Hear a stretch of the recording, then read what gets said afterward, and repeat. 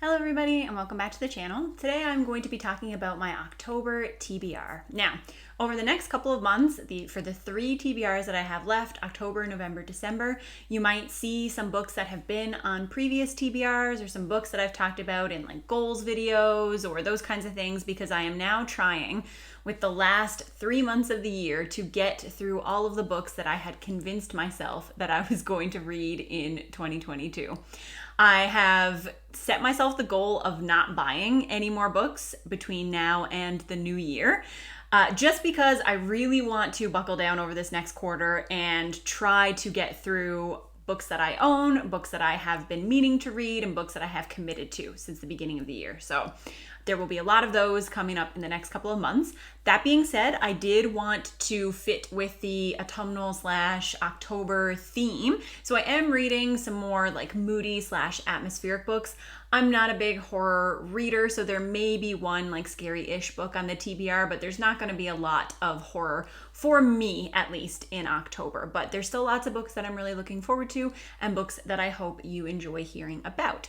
We'll start off with a couple of buddy reads that I do have going on for October. So the first one is the official channel buddy read for this channel, and that is Babel by R.F. Kuang. So I know that this already made like its sweeping rounds around BookTube when it came out in September.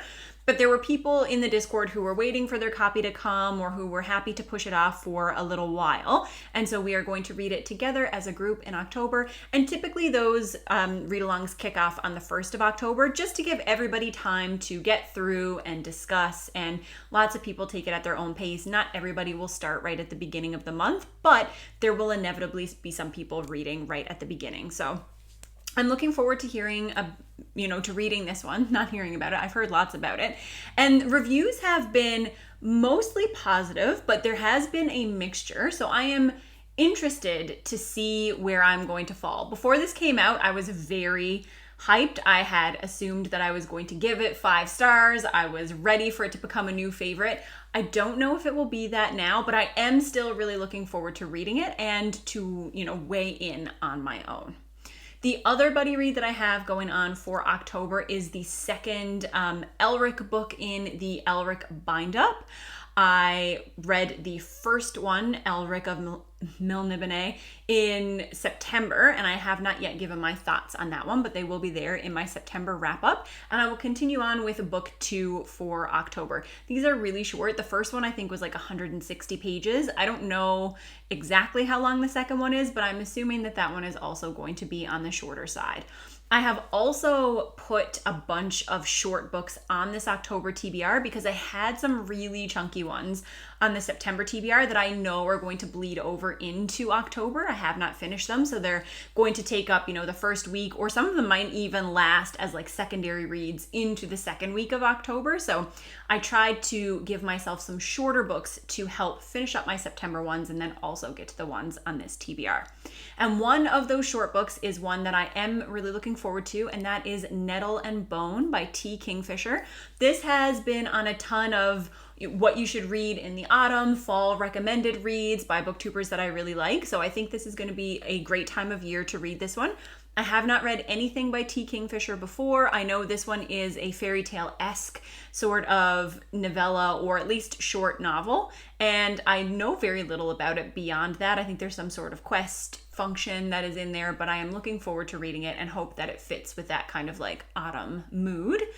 And then another short book that I really want to pick up is The Ogress and the Orphans by Kelly Barnhill.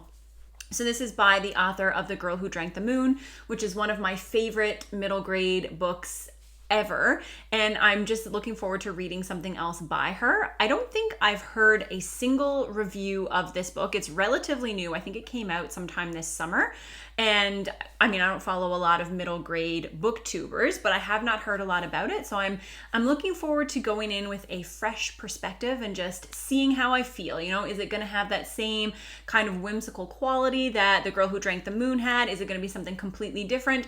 I have no idea, but I am looking forward to it. After that, I'm going to continue along with a series that I have already started. So I started the Nevernight Chronicles by Jay Kristoff, and I felt like October was a good time to continue along with that one. So I'm going to be reading the second book, God's Grave, in October. And I enjoyed the first one. I thought that it was a lot of fun, a little bit edgy, but in a forgivable, enjoyable way. And like I said, I just think it's gonna vibe well for October. So I'm looking forward to continuing that series as well. In terms of new releases, there are a couple of new releases that I did want to get to, one of which I have pre-ordered, and that is The Winners by Frederick Bachman. So this came out in September. I actually got an email yesterday from Chapters saying that my copy was on the way. So it should be here sometime next week. And I imagine that is one that I will kind of like drop everything that I'm reading and just start reading it right away. This is the conclusion to his Beartown trilogy, which I have talked about a bunch. I really, really liked Beartown. I didn't care as much for the second book. I thought it was a bit more melodramatic rather than just dramatic. But I am really attached to the characters, so I wanted to find out what happened to them, and I am looking forward to seeing how it all comes together. Bachman can be kind of tricky with the way that he sets things up in his books. He makes you expect something and then delivers something that's completely different. So even though there have been lots of hints dropped about what the fates of these characters may be, you can't take him at face value. So I still really want to know what happens to all of my favorite characters from this book. The scariest that I'm going to get on this TBR is a Stephen King novel, so I am hoping to read Revival in October. This was one of my goal Stephen King books to get to in 2022. It was this one and 11/22/63, which I read earlier this year. And this is a newer one by King, and I have heard that it is quite scary, but that it is satisfying, has a satisfying ending. So I'm putting that on the October TBR, and I'm hoping that it will not ruin my life. I'm hoping it won't make me scared. It won't make it hard to sleep into November, but we'll see what happens. I will take it as it comes in that way.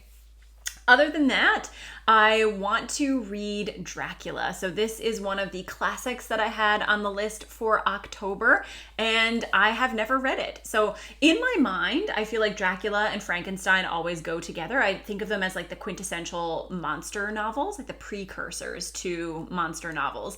And I have read Frankenstein and I really enjoy it. So I have felt like Dracula has been missing from that piece. And I know they're not written by the same people in the same style. There's very little similarity between them, except for they have both obviously had massive cultural impacts. So I'm just really looking forward to reading this. I think it's told in an epistolary style, and I tend to like that in books. And it'll be nice to just check this classic off my list. I've been looking forward to reading it. I bought a copy at a secondhand bookstore a really long time ago. It was in really good shape. So I have that. It's ready to go, and I'm looking forward to seeing how it falls with me. Classics, I know for everybody, can be hit or miss depending on the style and the content, but I have a good feeling about this one. But I would like to know if anybody has read Dracula. Like, is that a favorite classic of yours? Is it one that you enjoyed? Are you planning to pick it up this October? It seems like it seems like the best time to read it to me, so I'm excited about that one as well. A TBR kind of leftover from earlier this year, and actually one that I had on a bunch of TBRs last year, is the book Hollow Kingdom, and the author's name is escaping me right now. I think her name might be like Kira or Kyra Buxton, maybe? I'm not sure. But Hollow Kingdom is a post-apocalyptic novel that I believe is narrated from the perspective of a crow who has survived the apocalypse and is kind of flying around the world encountering various people. It is a book that I have owned for a number of years and is one that I think that I will really enjoy, but for some reason have just never picked it up. And again, that kind of post-apocalyptic, gloomy type vibe, and I think there's like some dark humor in there too. I think that will fit really well with those like fall feelings, and I would really like to get around to that one. The last book, I think this is the last book, I will check my list. It is not the last book. The second last book that is on my TBR for October is the book Godbreaker by Mike Brooks. Now, I don't know if I will actually get to this one. This one is the third book in his God King Chronicles trilogy, so it's the final book. But I have listened to this series on audio. So I listened to book 1 and book 2 on audio. And I had presumed that when the book was released in Canada, which was at the time that I'm filming this was yesterday, but it did not come out on Audible. It's not available on Canadian Audible, Canadian Amazon. There is an audio book, so I'm disappointed that it doesn't seem to be coming to Canada. I don't know if that means that it will not come at all or if it will be something that is uploaded later. But I honestly don't know if I will get to it if I can't listen to it, because I had planned for it to be my audiobook that carried me through the month, because based on what I can remember, like the other 2 audiobooks were fairly lengthy. So I'm assuming that this is probably going to be like a 600 or 700 page book. I don't know if I can fit another one of those on my TBR. So I had really been looking forward to this being my audiobook, but it doesn't seem to be available to me. So I will see if I can find it. If I can't, I will see if I can get this from the library, like as an ebook or something. I'm still going to read it. Like even if it doesn't get released on audiobook, it's just that I might have to push it off a little bit, which is disappointing because I had hoped that I would like neatly wrap up that series this year and that would be one that I could check off the list, but it is going to be low priority in terms of physical reads. And I just wish that I could find an audio copy somewhere, but the very last book is actually another buddy read that I had forgotten about until I glanced at my list.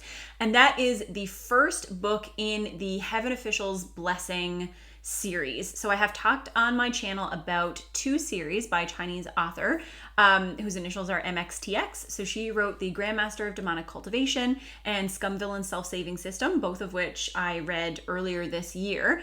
But I have never read Heaven Official's Blessing, which is her longest work. And I think the first 3 volumes of the English translation are out, and the 4th one is coming out soon.